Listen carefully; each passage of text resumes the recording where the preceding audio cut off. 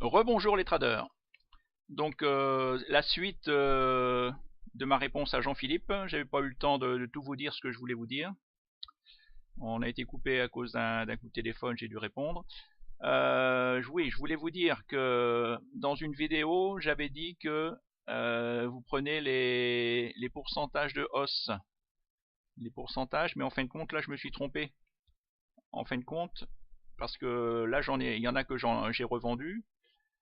J'ai racheté du échiquier agressor et en fin de compte là échiquier agressor c'est celle qui monte le plus et là ça me met pourcentage moins 61% parce que en fin de compte il faut pas prendre les pourcentages, il faut prendre comme j'ai fait sur mon PEA, je sais pas pourquoi des fois là j'ai pas refait la même chose.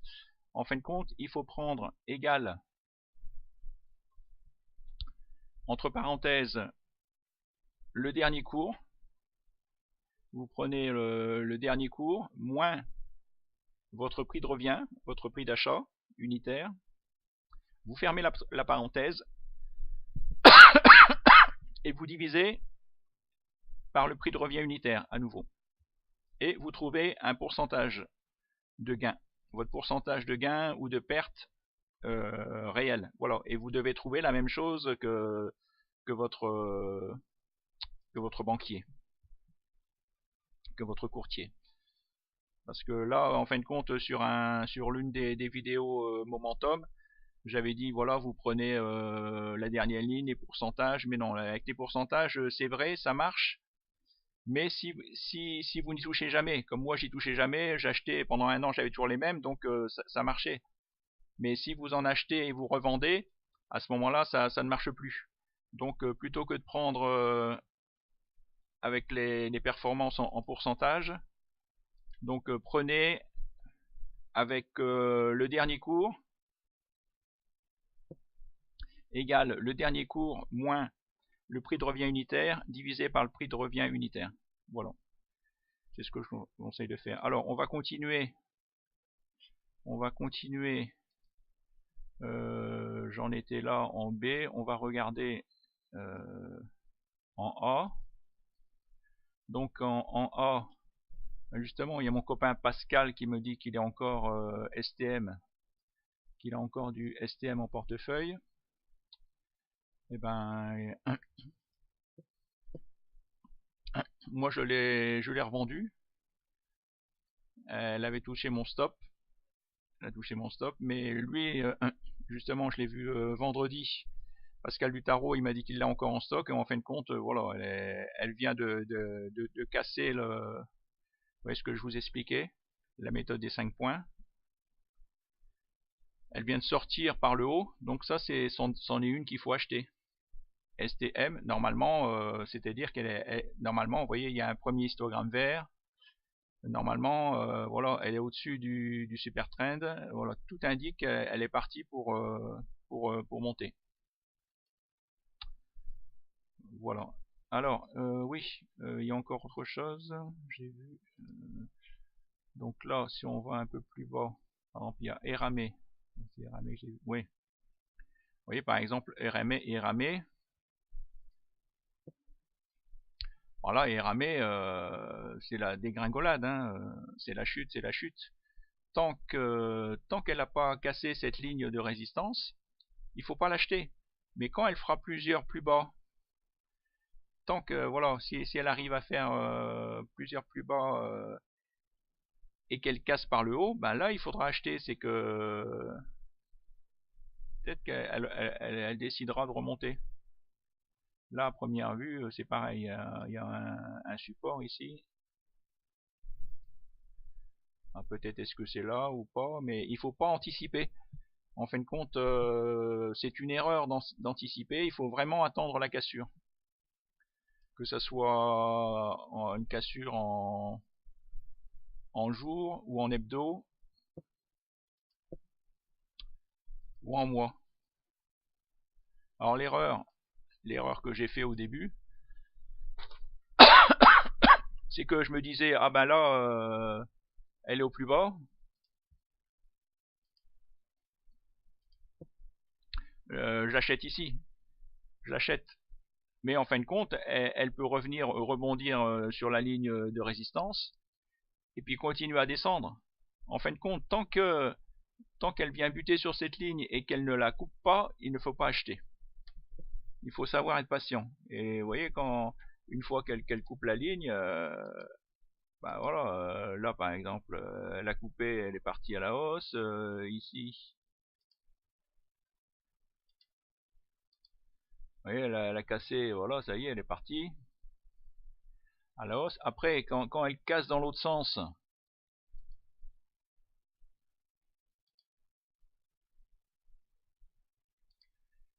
quand elle casse votre ligne dans l'autre sens, et ben là il faut vendre. Voilà, il faut vendre. Il faut savoir acheter, il faut savoir vendre. Voilà, ou alors, voilà, par exemple, là par exemple en hebdo, ben voyez, si au premier parabolique ça rouge, ben ça peut être votre signal de vente. Ou alors si le prix coupe la moyenne mobile 1020, ce qu'il vous faut c'est une méthode de sortie, ou alors en journalier. En journalier, si ça passe en dessous du nuage, vous voyez, si ça passe en dessous du nuage, voilà, ce qu'il faut c'est vous dans votre tête, il faut que vous disiez voilà, j'achète quand ça passe au-dessus du nuage par exemple et je vends quand ça passe en dessous. Mais il vous faut une méthode. Il vous faut une méthode. Alors moi, bien sûr, comme j'ai acheté je mélange un peu toutes les méthodes. Des fois, je fais une méthode, des fois une autre. Je fais pas toujours ce que je vous conseille de faire, mais souvent, je conseille bien. Mais voilà, donc voilà. J'espère que, en plus, c'est une hein, moi, jusqu'à maintenant, tous les gens qui ont eu ma méthode ne l'ont pas payé.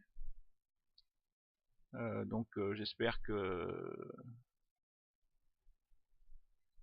hein, si vous allez, c'est la bourse en fin de compte, c'est pas facile. Hein. On croit que c'est simple, mais non, il y a rien de simple. Hein. Et savoir qu'une action elle va monter, on n'est pas sûr. Tant que, bah, comme là, elle a fait un des plus bas, voilà, pof. En fin de compte, elle casse, mais est-ce qu'elle va monter de 5%, de 10%, de 30%, ça personne ne le sait. Personne ne le sait. Voilà. Ou sinon, c'est vrai que la méthode des momentum, choisir, surveiller que les meilleurs, c'est une bonne méthode.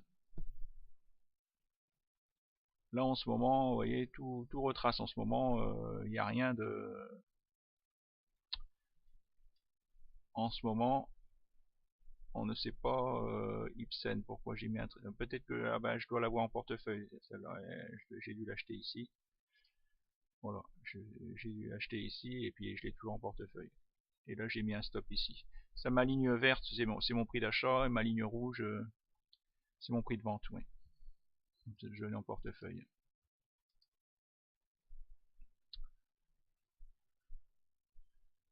Alors bah voilà, j'ai vu qu'elle avait cassé, vous voyez.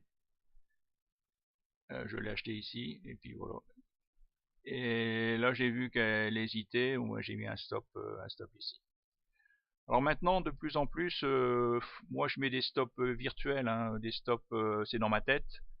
Je trace une ligne et puis je vois ce qu'elle fait. Des fois, les stops, je les mets pas en réel. Mais ça, après, il faut être là. Quand on n'est pas habitué comme moi, il faut mieux mettre des vrais stops sur l'ancien plus bas pour être sûr que ça fonctionne. Là, c'est pareil. Bon, alors, normalement, là, elle est en train de retracer. Là, si il faut attendre qu'elle dépasse le plus haut. Là, elle vient de faire un parabolique Sarver. Bon, il se peut qu'elle casse. Après, on peut essayer de céder avec le MACD. Le MACD, ben justement, il est vraiment au plus haut. Donc, vous voyez, ça peut baisser. Ça peut baisser. Là, par contre, c'est pas, ça part dans le bon sens. Ça part dans le bon sens. Ibsen, bon, moi je l'ai en portefeuille, donc je la garde. Mais on se demande toujours, est-ce que ça va pas redescendre, quoi. Là, on a l'impression qu'on est au plus haut des histogrammes, que ça va redescendre. Et puis des fois, bah, ça continue à monter. Ça continue à monter.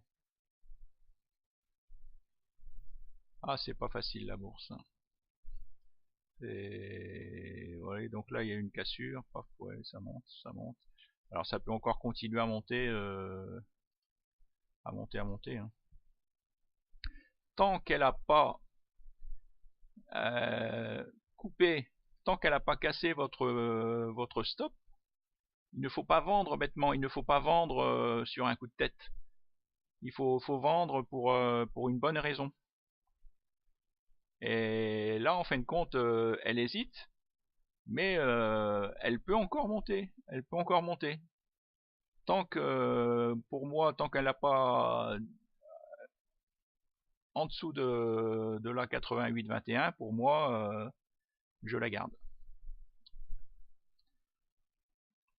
Merci et bon trad, et bonne journée, bonne semaine. Au revoir, merci.